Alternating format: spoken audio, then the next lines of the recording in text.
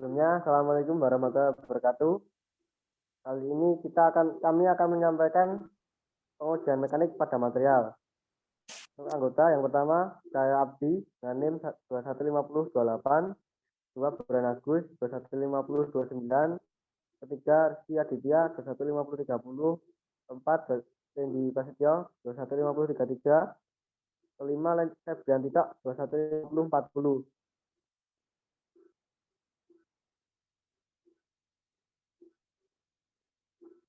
Sebelumnya, perkenalkan nama saya Bulan Agus. Di sini saya akan menyampaikan materi yang ditarik. Sebelumnya, definisi ditarik adalah metode yang digunakan untuk menguji kekuatan suatu beban bahan atau material dengan cara memberikan beban atau daya tarik. Hasil yang didapatkan dari pengujian tarik sangat penting untuk rekayasa teknik dan desain produk karena menghasilkan data kekuatan material. Tujuan dilakukannya ditarik adalah untuk mengukur kekuatan ketahanan suatu material terhadap daya statis yang diberikan secara lambat. Salah satu cara untuk mengetahui besaran sifat mekanik dari logam adalah dengan menguji tarik. Banyak dihasilkan untuk menguji sifat mekanik dari logam adalah dengan uji tarik. Uji tarik banyak dilakukan untuk melengkapi informasi rancangan dasar kekuatan suatu bahan dan sebagai data pendukung bagi spesifikasi bahan. Metode dalam pengujian uji tarik. Uji tarik dilakukan dengan cara praktek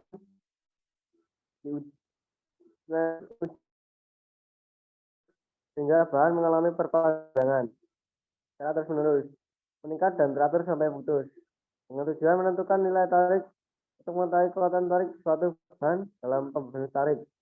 Jadi saya harus berimbit dengan garis sumbu bahan sehingga pembebanan menjadi beban tarik lurus. Metode dalam pengujian uji tarik. Material saat uji tarik. Yang pertama, tensile strength atau kekuatan tarik. Yang kedua, yield strength atau kekuatan luluh. Ketiga, tensile strength atau kekuatan tarik maksimum. Keempat, modulus Young, kekuatan keuletan material atau modulus elastisitas material.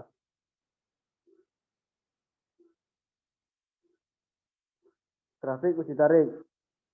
Berdasarkan gambar di samping, penjelasan grafik dari gambar ini adalah: pertama, tensile strength atau kekuatan tarik adalah kekuatan tarik atau beban yang mampu ditahan oleh material saat diregangkan. Nilai tensile strength tidak bergantung pada ukuran bahan, namun karena sifat atau jenis bahan yang diuji. Dua, yaitu yield strength titik luluh adalah batas kekuatan yang membatasi antara area plastis dan area elastis. Ketiga, ultimate tensile strength atau tegangan tarik maksimum adalah titik kekuatan tertinggi material ketika mengalami uji tarik atau pembebanan. Keempat, fatigue atau titik putus adalah titik di mana benda uji jadi keretakan atau putus.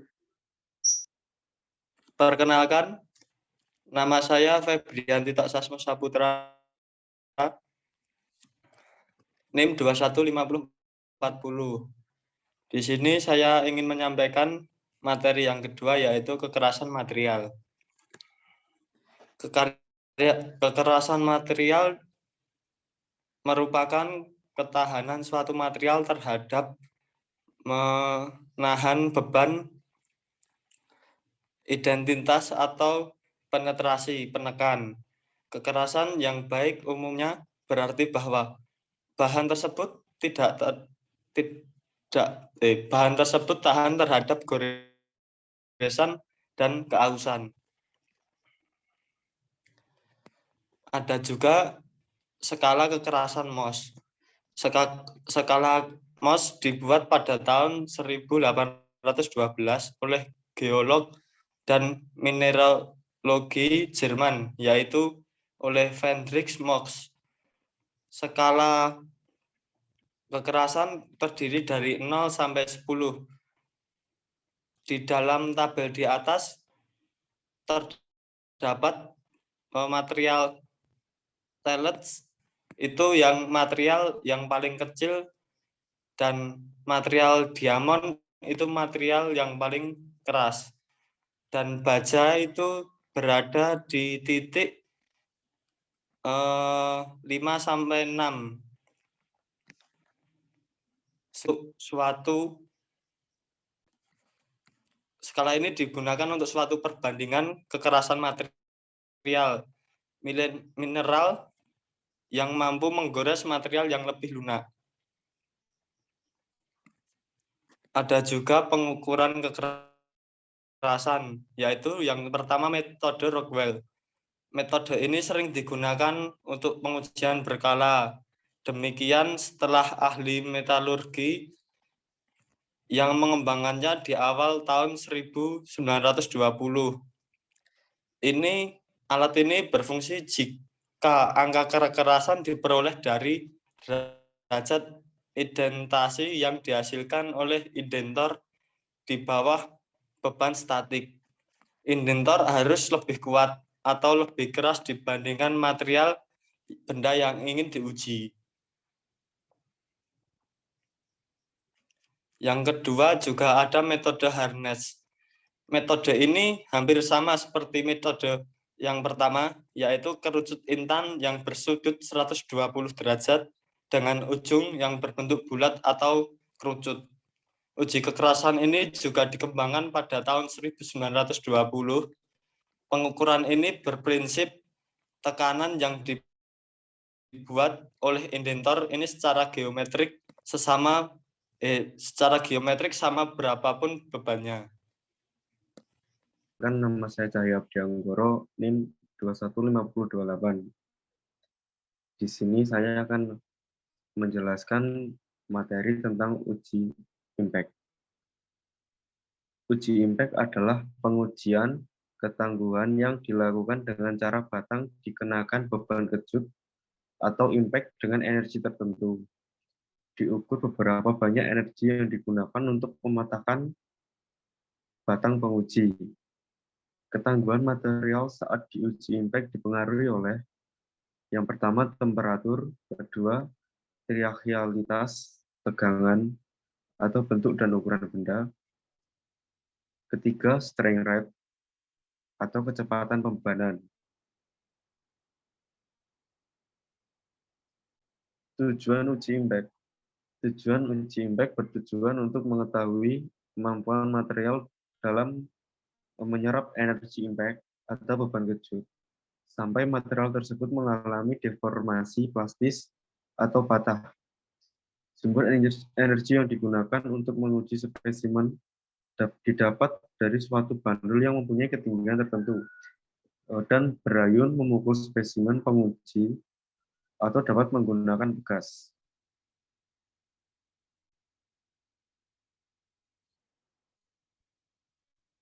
Berikut grafik uji impact. Pada kurva A dan B menunjukkan adanya temperatur transisi dari ulet ke getas. Pada temperatur yang tinggi, material cenderung bersifat ulet. Begitu sebaliknya, akan menjadi getas bila temperaturnya rendah. Bentuk patahan spesimen uji impact memiliki permukaan fibrous atau berserabut, flatness atau rata, mengindikasi bahwa material tersebut bersifat ulet dan getas. Pemilihan material hendaknya memperhatikan ketahanan terhadap temperatur transisi ulet getas. Pada gambar di samping ini diperlihatkan temperatur transisi terhadap energi yang diserap material. Temperatur transisi logam biasanya terjadi pada 0,1 sampai 0,2 TM, di mana TM adalah temperatur melting absolut atau K. Terlihat pada kurva bahwa logam-logam FCC kecenderungan tidak memiliki daerah temperatur transisi.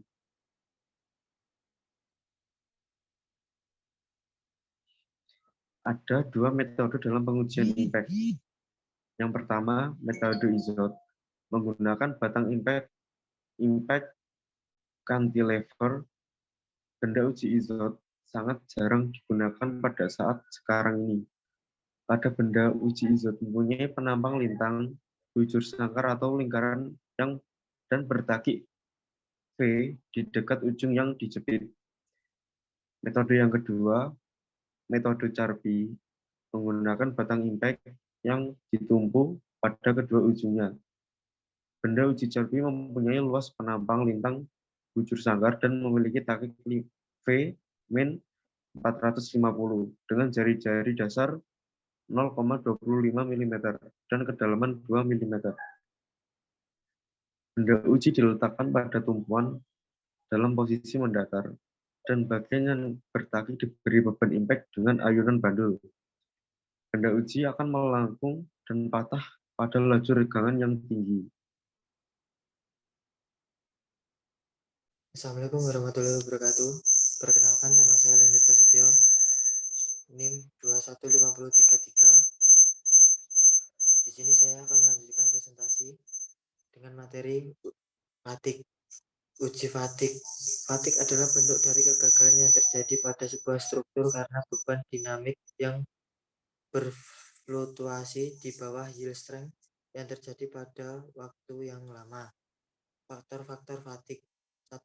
Pembebanan. 2. Kondisi material. 3. Proses pengerjaan. 4. Kondisi lingkungan. Tujuan uji fatik atau kelelahan. 1. Memprediksi umur kelelahan yang didefinisikan sebagai jumlah kegagalan pada pembebanan tertentu. 2. Memperoleh data yang dapat digunakan untuk memprediksi umur berbagai bahan. Beban dinamis. Beban dinamis adalah beban yang diberikan secara teratur dan terus-menerus dalam rentang waktu tertentu. Jenis beban dinamis ada dua, yaitu beban dinamis ganti, yaitu beban dinamis yang diterima secara bergantian pada arah dan bentuk yang bergantian. Contoh, tarik, tekan, tekuk bolak-balik, puntir bolak-balik. 2. Beban dinamis ulang, yaitu beban dinamis yang diterima pada arah dan besar yang sama secara berulang. Pengujian fatik dilakukan dengan rotary bending machine. Jika benda uji diputar dan diberi, maka akan terjadi momen lentur pada benda uji. Momen lentur ini menyebabkan terjadinya beban lentur pada permukaan benda uji dan besarnya dihitung dengan persamaan.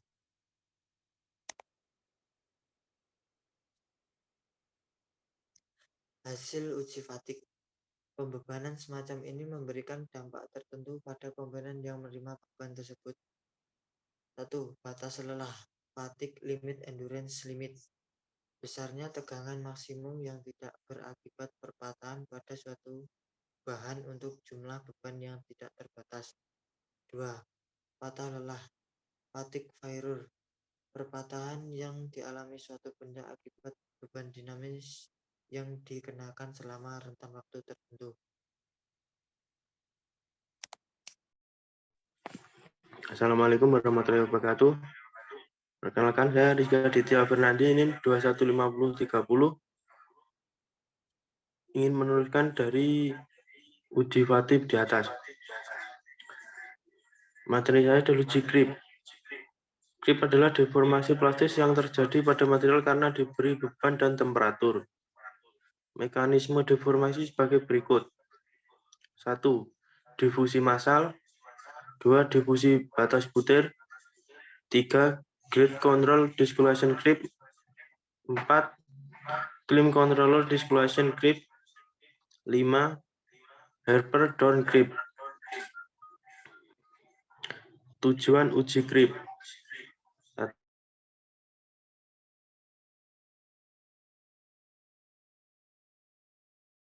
Material atau spesimen uji. 2. Mengetahui usia pakai dari material atau spesimen uji. 3. Mengetahui kekuatan dan spesimen uji berdasarkan pembebanan yang konstan disertai adanya temperatur atau suhu yang tinggi terhadap fungsi waktu hingga terjadi deformasi plastis atau ruptur. Beberapa macam pengujian sifat creep. 1. Pengujian mulur sampai putus. Untuk mengetahui ketahanan logam terhadap beban atau temperatur tinggi yang konstan dengan cara mengetahui sifat mulur logam tersebut putus. Kedua, pengujian mulur atau tes tidak sampai putus. Untuk mengetahui ketahanan logam terhadap beban atau temperatur tinggi dengan konstan ditinjau dari laju mulurnya.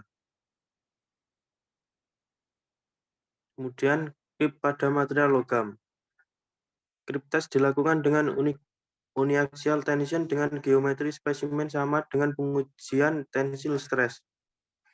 Kedua, grip test dilakukan dengan uniaxial compression test pada material brittle. Kegagalan grip atau ruptur. Kegagalan ini merupakan hasil dari perubahan mikrostruktur seperti grain boundary separation and the formation of internal crack, dan sebagai berikut. Dalam tensile load, pembentukan necking, pengurangan luas efektif, penambahan laju regang.